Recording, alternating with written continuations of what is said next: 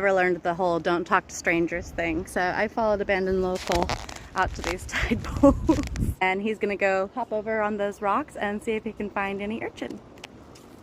These are purple urchins. I'm going to attempt to process some uni. And they're a little intimidating.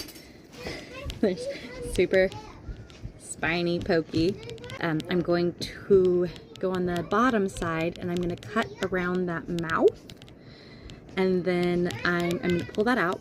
And then I'm going to cut a little bit more. And the idea is to make a big enough opening that I can dump out all of the gunk. And then it's going to leave 5 tongues. They're the gonads. And you have to very gently, carefully, not to break them or damage them, use a spoon or tweezers or whatnot to scoop the gonad out. And then I'm going to put it in a saltwater bath. And then I'm going to put it in a second saltwater bath to make sure that it's super perfect clean. And then I'm going to use that on either some sourdough toast or some nice pasta that I got from the farmer's market. So yeah, this is what I'm doing tonight. Okay, I'm gonna try. Not quite. I think I should probably go get my oyster gloves out. I feel better now. I grabbed an oyster glove so it won't poke me quite so much. Okay, so I saw videos where they'd either hit it on the side, but I feel like my first one I should try scissors, but I don't know. I don't know if it's gonna work. I'm just gonna try a couple things and so let's try this. I was able to just go straight through the mouth part, not quite so much on the shell. Okay, and my son's in there doing something in the trailer, going crazy. They're making hot chocolate, and I think my son is licking the cup. Okay, I've trimmed away a little bit of it, and I'm looking into it. You can see those tongues. It has 5 of them. So I'm going to trim away a little bit more and try to get to them. Okay, so I trimmed it back quite a bit, so it's like a bowl.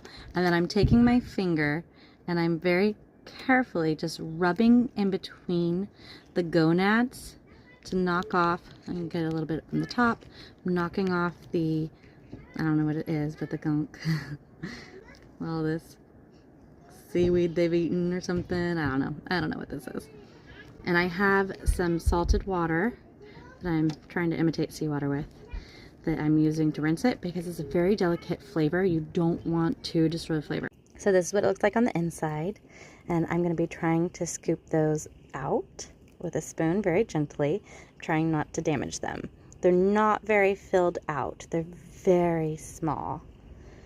I might do it as nigiri instead of a pasta. Here is my first row. Okay, so the easiest way to scoop them out is to start at the bottom of the tongue. Make sure none of the gunk is in it. Start at the bottom of the tongue, and I'm just going up the shell until I get to the edge. And that scoops it out, and I'm putting it in my salt water. I am going to give it a taste.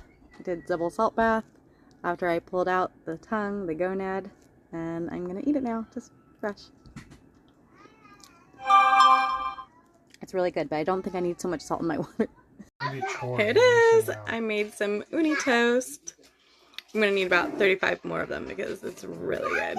This is a brioche toast with just raw uni on it and some butter.